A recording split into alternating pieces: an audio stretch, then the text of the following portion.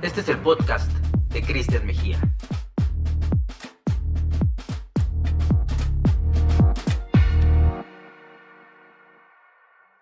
Bienvenidos a un episodio más del podcast de Cristian Mejía.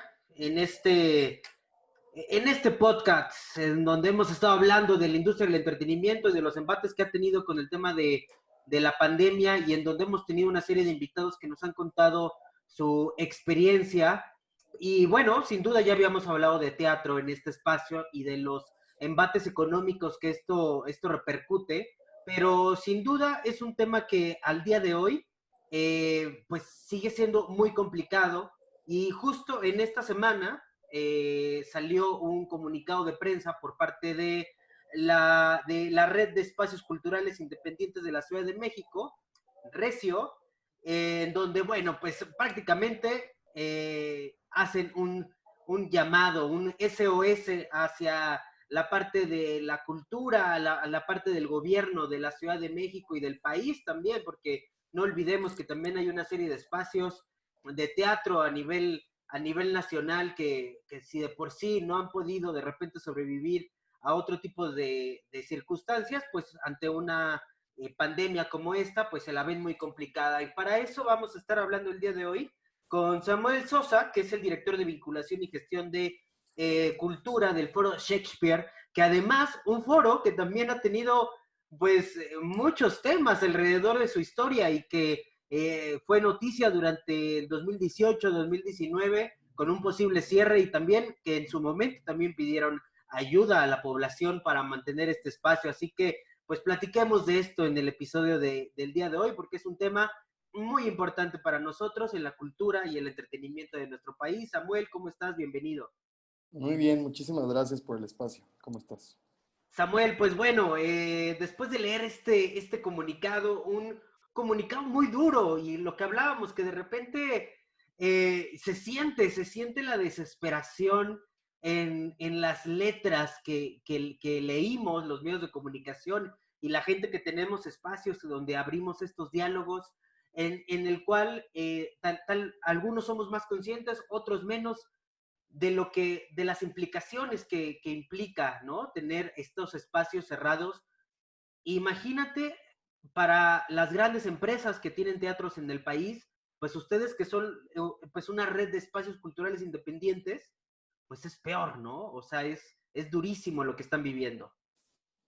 Pues sí, digo, no sé quién la está pasando peor, pues tampoco creo que sea un asunto de- del, del, del dolorómetro, pero pues sí, en la medida de su economía, cada espacio tiene una lógica y una naturaleza y es un esfuerzo igual de grande mantener un espacio chico que un espacio grande.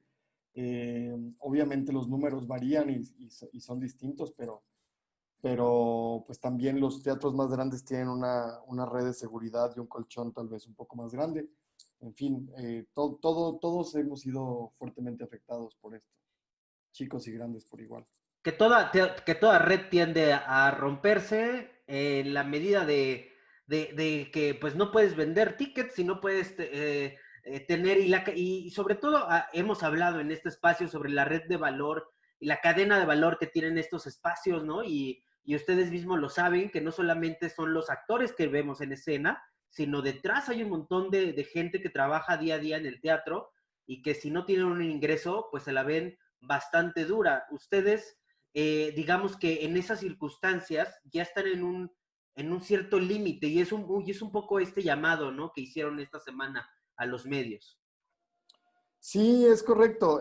Los espacios culturales independientes del país, pues son eso, son oasis de cultura, son espacios que alguien en algún momento de locura y de poca racionalidad dijo, voy a abrir un centro cultural, ¿no? Y muchos espacios se han logrado mantener a flote y para quien tenga alguna noción de lo que implica mantener abierto un espacio, bueno, es una tarea titánica en términos de permisos, de protección civil, de cumplir con las medidas regulatorias, de generar economía, pues es caro, ¿no? O sea, las rentas, la luz, Y entonces, pues estos espacios ha costado años formarlos y ha costado años que exista una infraestructura cultural que está ahí al servicio de la ciudadanía, al servicio de los artistas, al servicio de las compañías, de las producciones. Y cuando estos espacios se cierran, pues como bien dices, no solamente implica a los administradores del espacio y a los técnicos que ahí trabajan y a los taquilleros.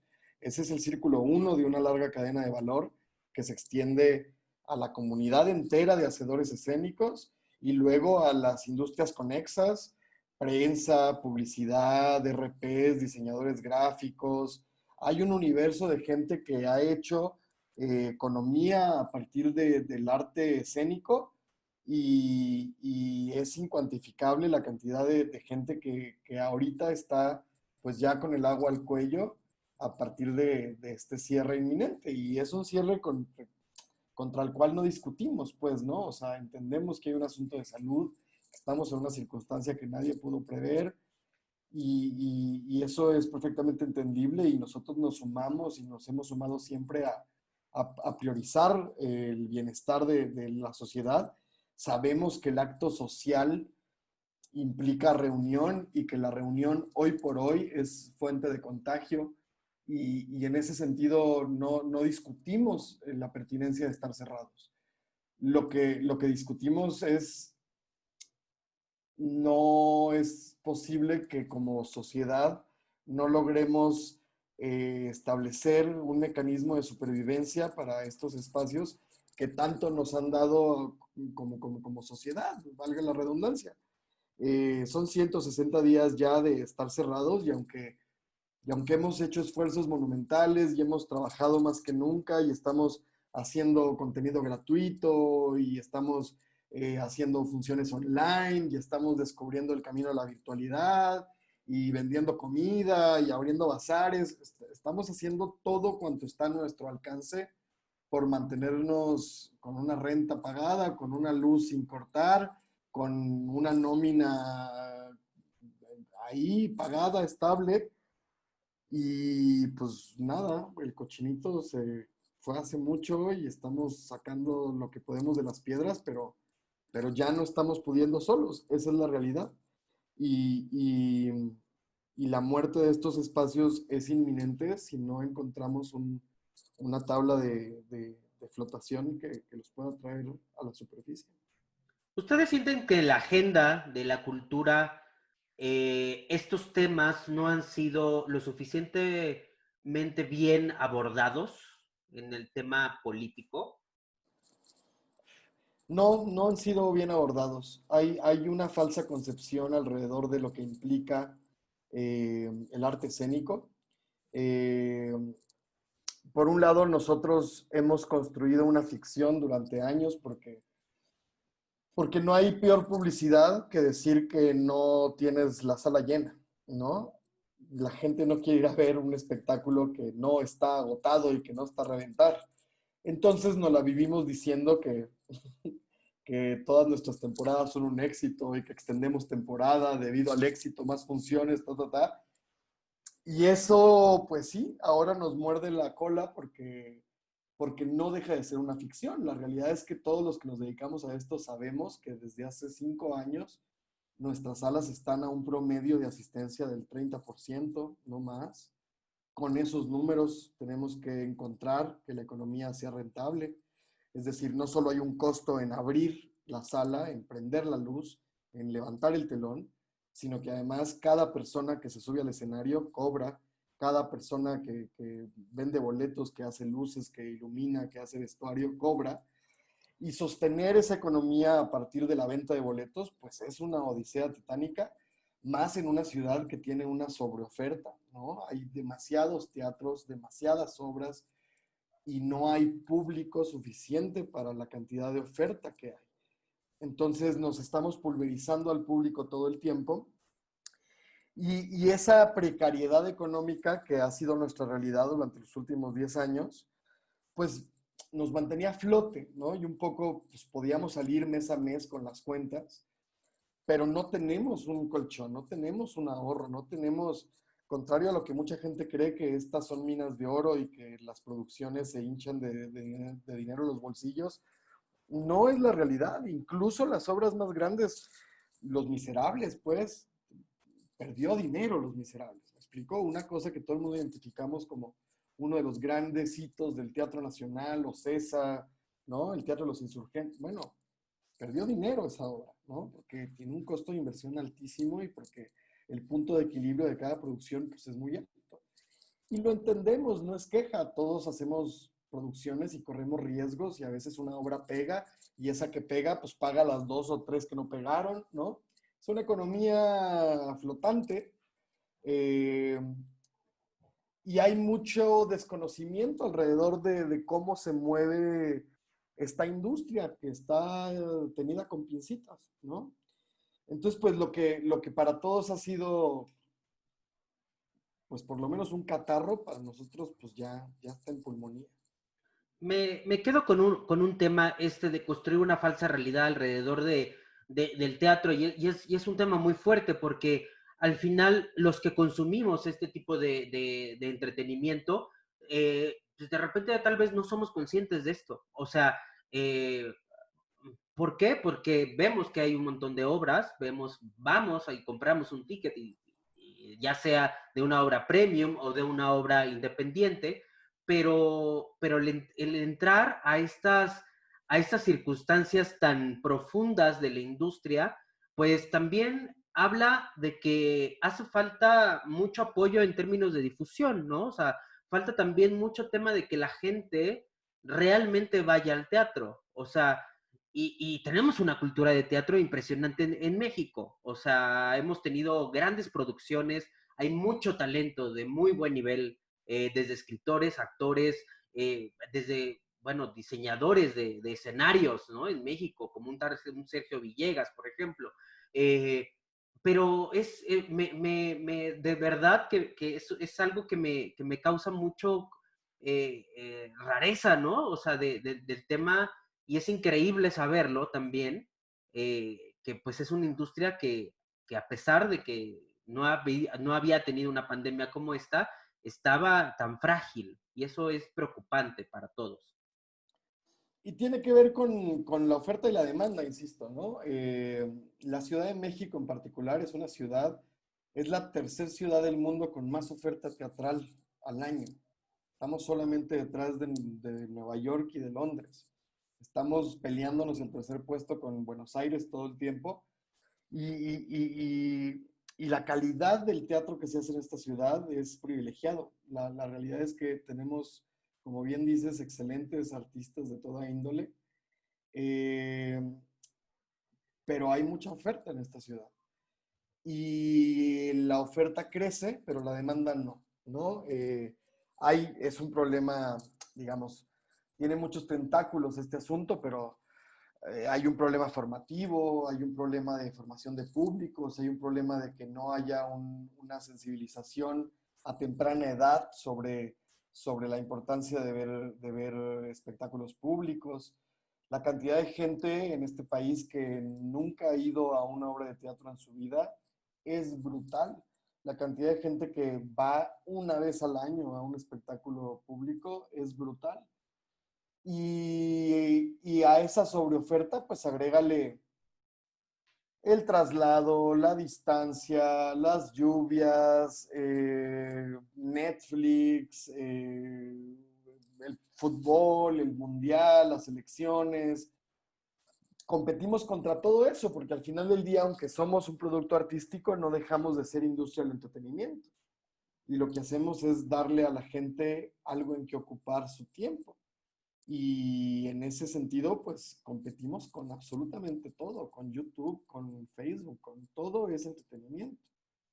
Entonces, no logramos levantar la cantidad de espectadores que tenemos como ciudad y eso ocasiona esta sobreoferta. Y el problema de comunicación, pues sí, también es un asunto, digamos. Hay una inflación en los precios de lo que cuesta la publicidad en esta ciudad, pues, ¿no? Una valla, un espectacular, un spot en radio, un spot en televisión, está llegando a niveles impagables.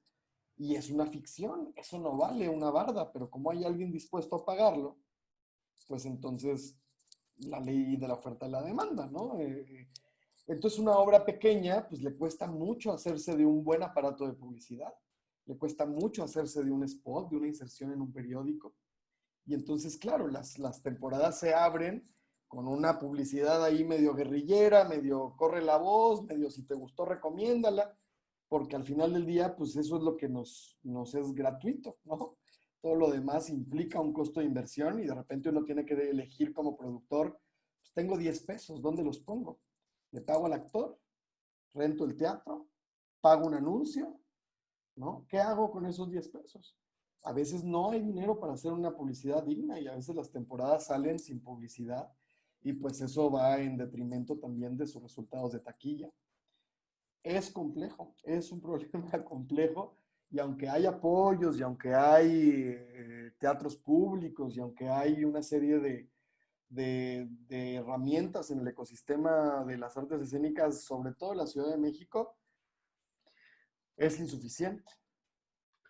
Pues sí, porque al final, de repente, creo que también este tipo de circunstancias nos orillan a abrir los ojos y de repente nosotros vivimos en una burbuja en la cual pensamos que esto, o sea, pues tal, sí, sí, sí lo sabías, de repente que esto de por amor al teatro, por amor al arte, ¿no? O sea, los actores, estos grandes actores que vemos de repente en escena, cuando nos enteramos de lo que ganan por función, a veces es una tontería, ¿no? O sea, de verdad hay mucha gente que pone mucho corazón en el teatro y creo que también hay una tarea importante de nuestro lado como espectadores de, pues, de echarle la mano más a los espacios que están, pues digamos, haciendo esta gran labor cultural que nos urge. Y el Foro Shakespeare en particular tenía un programa de vinculación, no sé si todavía lo tengan, pero el programa de vinculación con cárceles, con todos este tipo de vinculación que hacen, era muy, muy interesante de lo que venían haciendo desde el propio Foro Shakespeare.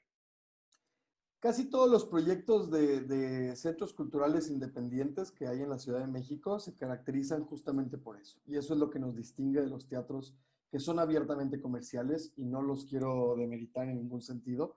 Eh, pero los espacios independientes, los centros culturales, vienen usualmente acompañados de un perfil social y de un programa de pues sí, de impacto social. Eh, a veces son residencias, programas para creadores, a veces son proyectos editoriales, a veces son proyectos académicos o de talleres. En el caso del Foro Shakespeare en particular, nuestro proyecto de impacto social que ha sido bandera durante 13 años es la Compañía de Teatro Penitenciaria, que es un proyecto que nace en Santa Marta, Catitla, con la intención de generar una compañía de teatro dentro de Santa Marta. Y después se crea la Compañía Externa de Teatro Penitenciario, que es un espacio para que los compañeros que recuperan su libertad, una vez que están fuera de Santa Marta, puedan dedicarse a las artes escénicas, si así lo deciden, y, y tienen su sede ahí en la Colonia Juárez, en el 77 Centro Cultural Autogestivo, que es como el brazo físico del proyecto de impacto social del foro. Y sí, la Compañía de Teatro Penitenciario es un proyecto sin paralelo en ningún otro lugar del mundo. Es la única compañía de teatro penitenciario que tiene un pie afuera y un pie adentro y le han dado la vuelta al mundo, pues, ¿no? O sea, han ido a Buenos Aires, han ido por toda la República, han estado en 4 o 5 muestras nacionales de teatro, cerraron la muestra pasada con una función en el Teatro de la Ciudad llena. Es una compañía que más allá de su cualidad de haber nacido en la penitenciaría, es una compañía de verdaderos artistas que hace un trabajo brutal. Y por supuesto, el que el foro esté vivo y el que el foro tenga un ingreso, mantiene en gran medida el proyecto social, pues, ¿no? Eso es lo que termina pasando con esos proyectos. Hacemos un montón de actividades que no necesariamente implican un lucro, esa es la diferencia. Somos espacios sin fines de lucro, somos asociaciones civiles que nos entendemos como eso, como un vehículo para comunicar que nos debemos a la sociedad a la que pertenecemos y que trabajamos solo en función de y para la ciudadanía. Y por eso creo que también es importante este tema y ustedes en este comunicado que lanzaron justo esa semana, se habla sobre la Secretaría de Cultura y cómo se destinan los recursos, ¿no? Cómo priorizan estos tipos de recursos. Hablaban ahí del proyecto Chapultepec, que ha sido muy mencionado y que en las últimas 2 semanas se ha hablado mucho de este tema y de la inversión millonaria que tiene, ¿no? La remodelación del Cine Cosmos como tal, y otros espacios y otros proyectos que también están ahí como medio en hold, pero sabemos que se quiere destinar recurso público a este tipo de espacios. Entonces, creo que es muy importante también hacer conciencia al gobierno de también que levantar la mano y decir que hay otros espacios que también necesitan de estos apoyos, y no es un dinero regalado, ¿no? O sea, digamos que es un dinero valioso para la sociedad. Es complejo, es un tema muy, muy, muy complejo, porque además esa fue la nota, esa fue la tendencia en todos los periódicos, como hablar de que los centros culturales de la Ciudad de México le decían un rotundo no al proyecto Chapultepec, cuando creo que esa no es la realidad. Te empiezo por contar que desde que empezó la pandemia, nosotros hemos establecido líneas de diálogo con Secretaría de Cultura Federal y con Secretaría de Cultura de Ciudad de México. Hemos hablado con Secretaría de Economía, Secretaría de Bienestar, con Finanzas. eh, Hemos buscado diálogo con absolutamente todos, tratando de encontrar soluciones, ¿no? Ya veíamos venir que esto no iba a ser algo fácil de atravesar. Y entonces hemos empezado, pues, estas líneas de diálogo. Y aunque el diálogo ha estado, porque sí lo ha estado, no ha habido una sola semana en la que no tengamos comunicación. Nunca había yo hablado tanto en mi vida con autoridades como en esta pandemia. Y se agradece, por supuesto, el que nos atiendan, el que nos respondan, el que nos reciban. Y un poco el discurso que ha habido desde el principio es, a ver, tenemos que ser todos conscientes de que la prioridad ahorita es la salud, ¿no? Y sobre eso, pues me parece que no hay cómo objetar ese criterio, ¿no? Secretaría de Cultura, al igual que todas las secretarías, tuvieron un recorte del 75% de su presupuesto 2020 y el dinero se mandó a salud, ¿no? Y eso lo entendemos. Lo Como ha pasado entendemos en muchas instituciones, en muchas en dependencias. todas, en todas. Es un esfuerzo nacional, pues estamos ahí todos. La salud y los centros hospitalarios son donde el dinero tiene que estar hoy por hoy, sí o sí, ¿no? Pero entonces, sobre pretexto del todo el dinero se redireccionó, la respuesta durante estos meses ha sido, no hay dinero, no hay dinero, no hay dinero, no hay dinero. Hemos presentado proyectos, no tienes idea de cuántos proyectos hemos desarrollado, porque además, como sociedad civil, lo que nos quedó claro desde el principio es, ok, tenemos que ser propositivos, tenemos que proponerle al gobierno esquemas de colaboración que nos permitan encontrar caminos para la economía, ¿no? Porque el gobierno tiene unas trabas económicas muy complejas. El gobierno no puede soltar dinero a discreción, tiene que hacerlo todo a través de procesos concursables. Hay una lógica para el reparto del dinero público que es perfectamente entendible, pero entonces lo que nosotros nos dimos a la tarea fue a construir mecanismos. Inventamos un proyecto que se llama Banco de Boletos, inventamos otro proyecto que se llamaba Banco de Funciones, hablamos de hacer un coloquio, de hacer un festival de artes escénicas. Hemos propuesto N cantidad de proyectos para poder ayudar a las comunidades de creadores, a los artistas, a los escénicos, a los directores, a los espacios. Y uno de los proyectos que planteamos fue la compra anticipada de espacio para funciones, ¿no? Un poco previendo que el próximo año, digamos, todo este año, la Secretaría de Cultura tenía compromisos con compañías, es decir, se pagaron funciones a compañías que no se dieron porque nos cayó una pandemia. Entonces, el próximo año, cuando los teatros estén reabiertos, van a tener que programar en el mismo periodo de tiempo 2 veces la cantidad de obras. Y hay un principio básico del tiempo y el espacio que dice que pues, dos cuerpos no pueden ocupar el mismo lugar en el espacio. Entonces, no van a poder dar cabida a toda la propuesta escénica que está comprometida. Lo que nosotros planteábamos como espacios independientes era, venga, nosotros te ayudamos, nosotros recibimos tu exceso de programación. Esas funciones que ya están pagadas, mándalas a nuestros teatros y nosotros les damos el servicio integral a estas producciones. Pero páganoslas por adelantado, porque nosotros tenemos un problema de flujo ahorita, ¿no? Tenemos el agua al cuello, ya no podemos con la renta, ya no podemos con la nómina, páganos hoy el servicio que te vamos a dar mañana. Y la respuesta seguía siendo no hay dinero, no hay dinero, no hay dinero. Y entonces ahí es donde pues un poco se complejiza todo porque lo que vemos es que sí hay dinero, ¿no? Que es justo lo que hablabas hace un momento. Hay proyectos que están ahí anunciados con bombo y platillo que no son secretos de nadie. Las cantidades de lo que van a costar están ahí abiertas para todos. Y yo soy capitalino, yo también quiero un bosque de Chapultepec chingón, yo también deseo, ¿no? Suena increíble el proyecto que plantean, me encanta la idea. No estoy en contra de Chapultepec, estoy en contra del orden de prioridades que se está estableciendo, porque vamos a abrir nuevos espacios, pero al orden de abrimos uno y cerramos 20, pues no me hace sentido. Claro, si el tema es rescatar o tratar de mantener un equilibrio entre todos, ¿no? Claro, claro.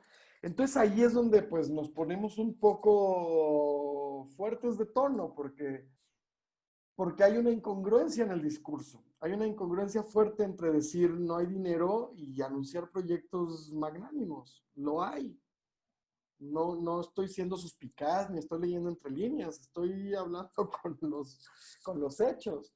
Entonces, pues sí, el llamado que estamos haciendo es, por supuesto, a las autoridades, ¿no? Por supuesto, a las autoridades a que recapaciten, a que reordenen sus prioridades, a que pongan en la balanza si la Ciudad de México puede, como está previsto, anunciarse como la capital cultural de América en 2021 y dejar morir espacios culturales. Me parece de una incongruencia monumental llenarse la boca de esa manera y no corresponderlo con acciones. Y por otro lado, el llamado, pues, es a la ciudadanía, primero, ¿no? A que sean conscientes de que los espacios vamos a requerir de todos, ¿no? No solo para que consuman lo que estamos haciendo, porque ahorita pues hay oferta y estamos haciendo cosas, hay proyectos virtuales, todos los espacios de Recio, el Foro Shakespeare, tenemos una cartelera virtual. Le estamos echando muchas ganas a que sean proyectos padres, interesantes, estamos creando cosas nuevas y están ahí a precios muy módicos y eso es una forma de ayudar. Pero también las empresas, pues, ¿no? O sea, lo Sí, que se mismo. animen a patrocinar una de estas iniciativas. Claro, y insistimos con no queremos limosnas y no queremos nada gratis. Tenemos productos, tenemos servicios. Les ofrecemos funciones, les ofrecemos boletos, les ofrecemos publicidad, les ofrecemos lo que sea que requieran como empresas. Lo tenemos, lo podemos diseñar juntos. No queremos dinero gratis, queremos que nos compren, que nos consuman. Y pues sí, el llamado está ahí a, a las empresas que tal vez están en condiciones de hacer este tipo de compras. Hay empresas que les ha ido bien con la pandemia, pues, ¿no? También lo sabemos. Las telecomunicaciones van para arriba, los servicios de mensajería van para arriba, las funerarias, los hospitales, los laboratorios, ahí hay dinero, pues, ¿no? De repente eso, como entrar a una economía rotativa con responsabilidad, apoyarnos como sociedad, me parece importante, y si estamos en la tónica de que las artes y la cultura merecen ser salvadas, pues necesitamos que nos lancen flotadores, claro. Y bueno, también como una medida alterna, y esto es algo muy importante, y creo que es una gran oportunidad también de esta pandemia, es esta globalización que hemos tenido. Sí, sin duda, ir al teatro es toda una experiencia, ¿no? Y ver al actor ahí en persona es increíble, pero también hay otro tipo de entretenimiento dentro del mismo teatro, ¿no? Y siempre hay como una queja en otros estados de la República de cuándo van a venir, es que yo no he podido ver la obra, es que solamente se presentan en la Ciudad de México. También hay mucho, hoy ya no hay pretexto, hoy desde cualquier lugar que estés en el país o inclusive en el extranjero, puedes ver buen teatro y puedes a un precio muy módico, la verdad, Le estoy hablando de boletos de 130 pesos, o sea, de ahí a 400, o sea, de verdad es una inversión que vale la pena hacer y también es el llamado y la oportunidad para conocer más teatro que el que llega a tu ciudad. Ese creo que rescato mucho esa oportunidad que también ha traído esta globalización en términos de medios. ¿Tú cómo lo ves en ese sentido? Yo creo que la globalización ya estaba, pero la pandemia lo vino a catalizar, sin duda, ¿no? Yo como productor, pues justo como que cada que pensaba en llevar mis obras al interior de la República, pues nunca lo pensaba en un esquema virtual, ¿no? Como que siempre pensaba, además es costosísimo ir a otros estados, porque pues hay gastos de transportación, de alimentación, de hospedaje, de rentas, de impuestos. Y eso también ha mermado en el centralismo, ¿no? Hay estados y municipios que en todo el año no reciben una sola obra de teatro, pues, ¿no? Porque es incosteable. O sea, yo pienso, por ejemplo, en los lugares más remotos del país, pienso en Ciudad Juárez, pienso en Tijuana, es carísimo ir a dar una función allá. O sea, yo necesito vender el 70% de los boletos a 400 pesos para que más o menos me salga el traslado y el gasto, ¿me explico? Y son riesgos muy fuertes que luego con las obras de cierto corte más artístico no puedo correr. Entonces, ¿qué es lo que llega? Pues llega lo que garantiza el aforo del 70%. Llegan las obras comerciales, llegan los cómicos, llegan los estandoperos, llega un contenido que muy digno y no voy a escupir para arriba, pero que no es la norma, no es la gran oferta del teatro que hay en la Ciudad de México. Y ahora lo que estamos viendo es justamente eso que dices. La mitad de los boletos que yo estoy vendiendo en pandemia son boletos del interior del país. Y para mí ha sido un descubrimiento monumental. Me voló la cabeza ver eso, que había un ánimo de consumo en los otros estados y que el pretexto de la distancia geográfica era únicamente un pretexto. Entonces estamos descubriendo una forma distinta de acercarnos al público y lo celebro enormemente porque en tiempos de estar distanciados, eso ha sido una forma increíble de acercarnos, ¿no? El otro día alguien me decía que era muy emocionante pensar que su estreno iba a ser también el inicio de su gira, ¿no? Uh Porque -huh. esa primera función pues la iban a ver en 31 estados, entonces de repente, pues ahí está. Sí, tienes razón, hay una posibilidad que se abre a partir de esta virtualidad a la que nos vimos obligados, que llegó para quedarse, pues, ¿no? Ahora ya le llamamos a eso extensión de sala y es la posibilidad de que una función en vivo en un escenario se transmita igual en vivo a un espectador remoto. Y yo creo que eso no va a desaparecer. Y eso va a abrir una oportunidad y sobre todo, no quiero decirlo así porque lo de educar no nos corresponde.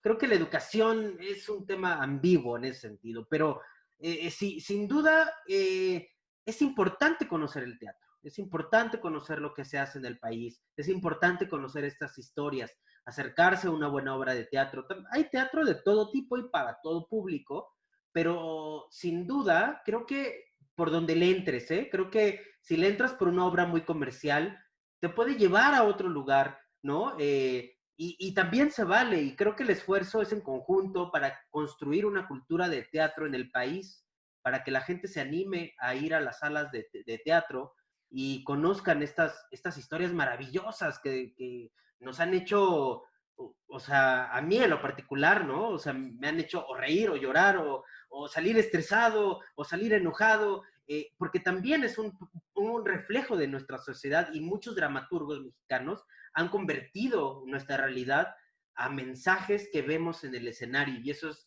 importantísimo para nuestro país, para nuestra historia, para nuestra cultura. Yo coincido enteramente contigo. Yo tampoco soy partidario de que consumamos teatro nada más porque sí, de que apoyemos al arte nacional nada más por un sentido patriotero. Para nada. Yo soy de la idea de que el buen teatro tiene que ganarse a su público y de que el mal teatro tiene que no ser visto, ¿no? Y en ese sentido, lo que necesitamos es crear un hambre de consumo. Lo que necesitamos es que cuando la gente piense en ¿qué voy a hacer con mi viernes en la noche? Se le aparezca la opción de ir al teatro. ¿Me explico? Porque mucha gente no lo tiene siquiera en el radar. No es que odie el teatro, no es que le tenga un rechazo, es que nunca ha tenido la oportunidad de consumirlo. Entonces, cuando piensa en su viernes en la noche, pues piensa en ir a un bar, piensa en ir a cenar, piensa en echarse a ver la tele, piensa en un montón de cosas y el teatro nunca se le aparece en ese menú de posibilidades. Y tiene que ver única y exclusivamente con generar condiciones para que la gente pueda tener primeras experiencias, ¿no? Que la gente diga, ya llegué aquí, por accidente o por voluntad, pero ya llegué aquí, y a lo mejor esto me gusta, y a lo mejor mañana regreso, ¿no? No es un asunto de lana, no es caro, hay teatro baratísimo, baratísimo, baratísimo. Ya no es un asunto de distancia ni de geografía, ¿no? Está ahí todo en línea, en vivo, y hay para todos los gustos, esa es la realidad. Y yo coincido contigo en que la experiencia teatral no tiene paralelo. El cine a mí me encanta, yo soy cineasta, estudié cine, me formé, por ahí viene mi amor por las artes, pero son cosas distintas ir al teatro que ir al cine. Me encanta la tele, amo las series de televisión, me voló la cabeza Game of Thrones como a todo el mundo, pero hay algo distinto en ir al teatro, ¿no? No es mejor ni peor, es distinto y no es enunciable, no hay palabras que puedan explicarle a quien no lo ha vivido lo que se vive, ¿no?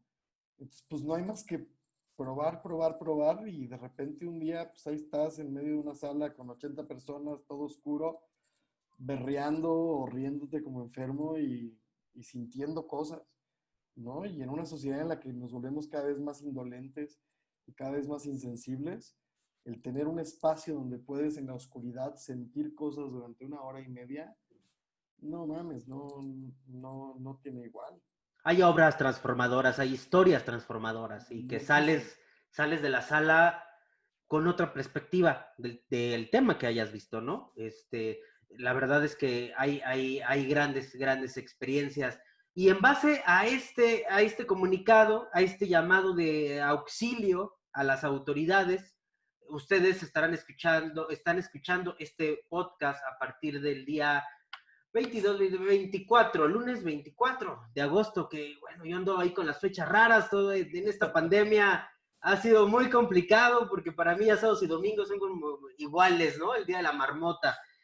Pero bueno, nosotros estamos grabando el día 21 de agosto y hoy 21 de agosto en el portal Milenio, eh, hace algún rato, acaban de anunciar que los foros regresan al 30% de capacidad y cito a Claudia Sheinbaum que dice, estamos permitiendo la incorporación de una actividad que habíamos dejado rezagada. Revisando los protocolos sanitarios, consideramos que es factible abrirla, pero es muy importante para la población, que es la cultura. Sí, sigo con la cita, con muchas medidas sanitarias, vamos a abrir los teatros con 30% de aforo en espacios cerrados y 40% en espacios abiertos. Se abrirá a partir del jueves, que es esta semana. Es importante que conozcan todas las medidas sanitarias para que la gente pueda acudir de manera segura a los recintos, dijo la mandataria. Esto es una nota que acaban de publicar y que es sin duda un pequeño salvavidas para los teatros, pero pues tampoco es toda una solución, como bien lo decías, ese 30% que van a tener permitido el acceso, pues tampoco, el impacto es mucho más a largo plazo, no, los estragos económicos de esta pandemia apenas los vamos a ver. Esto es muy curioso, o sea, hemos vivido durante un periodo bien difícil, pero lo que viene hacia adelante es un periodo de por lo menos en algunas industrias de un año o en algunas otras industrias hasta 2 años para que se puedan recuperar de esto.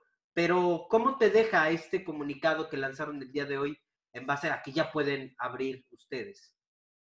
Pues mira, en el entendido de que estamos grabando esto el mero día en que salió el comunicado, ¿no? No tengo totalmente digerido mi sentir al respecto. Tal vez para el martes que esto salga al aire lo tendré digerido, pero bueno, ya no me va a dar la vida para explicarlo. Te cuento, yo, yo creo que esta reapertura de los teatros obedece a presiones de índole económico, no necesariamente a, a cuestiones de sanidad. Eh, yo, yo creo que habrá ciertos espacios a los que les venga bien abrir con estas restricciones y habrá espacios que económicamente no les va a resultar viable abrir con estas condiciones. Es decir, levantártelo en cuesta una cantidad de dinero que dependiendo de lo que haya detrás del telón puede subir o bajar, ¿no? No es lo mismo un monólogo con un actor que una obra con 50 actores en escena. Eh, pero hay un costo mínimo de levantar telón que implica pues un personal técnico, que implica una cuenta de electricidad, que digamos hay un gasto en abrir una sala, ¿no? Y hay teatros que tienen 50 butacas, ¿no? El 30% de 50 butacas no es rentable, Ujú. ¿no? No es rentable levantártelo, no es rentable dar función. Y no estoy pidiendo que suban el promedio de asistencia, ¿eh? Yo entiendo que el 30% es lo que hoy se puede hacer. Y por eso digo, habrá quien le convenga y así lo hará, habrá quien no le convenga y no lo hará. Y creo que era una curva inevitable, pues, ¿no? Yo no creo que la gente vaya a ir al teatro el día 27 de agosto, que se va a oficializar la reapertura. Yo no creo que la gente tenga ánimo, ni que el miedo se haya disipado, ni que el riesgo sea nulo. Hay un riesgo que uno decide tomar, como ir a un restaurante, como ir a un centro comercial. Que la ley lo permita no quiere decir que no te puedes contagiar en el proceso. Ujú. Yo en lo personal todavía tengo miedo. Yo no salgo a la calle mucho. Yo no he ido al cine desde que abrieron. Yo no sé si yo que me dedico a esto quiero ir a ver una obra de teatro, ¿no? Y me da pudor decirlo porque parecía que me estoy disparando en el pie, ¿no? Pero te estoy compartiendo mi sentir al calor del día. Claro. Hay gente que dice, sí, a huevo, yo ya necesito, sí, a huevo, no hay nada como lo presencial, sí, lo virtual no es teatro, nada, nada, nada. Ok, hay un libre albedrío y hay una decisión personal implícita en el acto de ir al teatro. Eh, Ahora, lo que todos sabemos es que una cosa es abrir y otra cosa es que la economía se reactive. Yo creo que entre la apertura y la reactivación van a pasar por lo menos 6, 7 meses. Entonces, pues sí, qué bueno que estamos abriendo hoy porque eso adelanta un proceso, ¿me explico? Vamos a poder tener números más sanos en marzo y no en octubre del próximo año. Y eso está bien. Era un proceso al que nos teníamos que tarde o temprano enfrentar. La realidad en el resto del mundo es que, o sea, Londres les anunciaron también de un día para otro la reapertura y no pasó. Los teatros no reabrieron. Yo ahorita mismo estoy teniendo esas discusiones con mis elencos, ¿no? Tengo una obra de 3 actores que yo consideraría que es viable que regrese a un escenario porque no hay besos, porque no hay contacto físico, ¿no? En mi criterio sería viable. Y le pregunto a mi elenco si quiere dar función y resulta que un actor está cuidando de su mamá y entonces él no quiere ir a dar función y eso es respetable y entendible.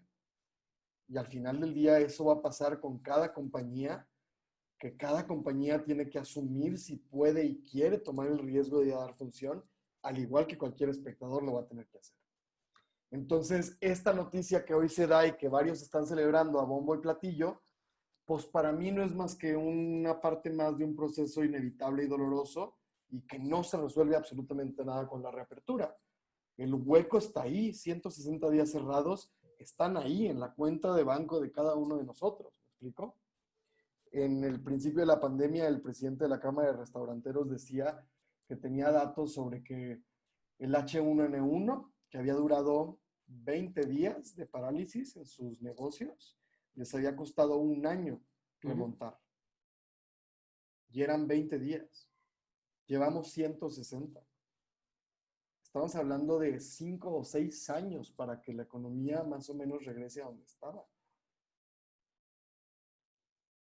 Es, es muy duro, porque además no solamente la economía de los centros, también la economía de la gente. Mucha gente hoy al día ha perdido su empleo, le han reducido el sueldo, pues, ¿no? O sea, también las prioridades cambian, ¿no? O sea, hoy hay un regreso a clases, hay muchas otras prioridades que van a estar por encima que de ir a un teatro, a un museo, a un cine. Entonces, Y el virus no se ha ido, además, ¿no? Que eso es también un claro. factor importantísimo. Estamos reaccionando porque la economía ya no aguanta, pero la gente se sigue muriendo, pues, ¿no?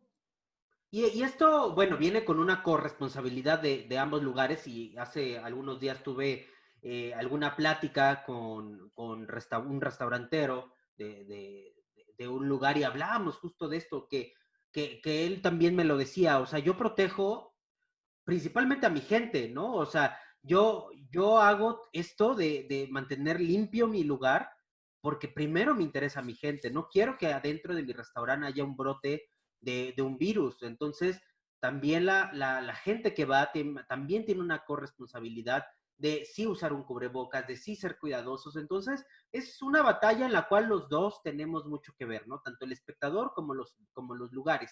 Y en torno a esto, pues lanzan esta reapertura de teatros con ciertos lineamientos que son muy puntuales, como el uso de cubrebocas durante toda la función.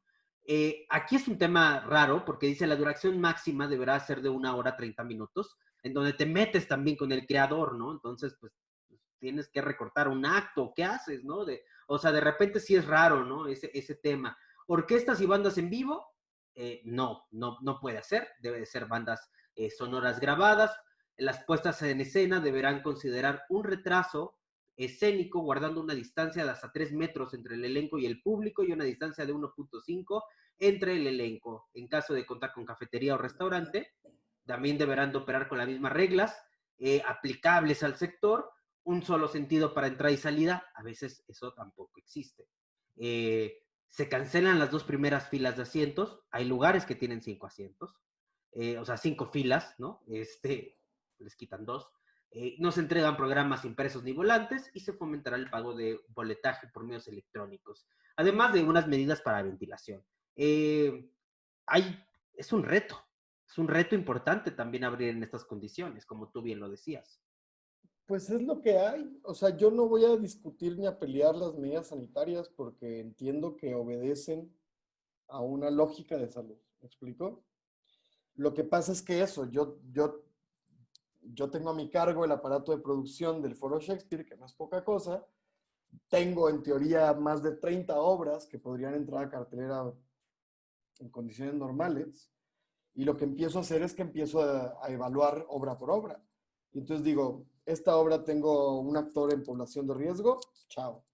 Esta obra, mis actores tienen contacto físico que implica cercanía o intercambio de saliva, chao. Esta obra,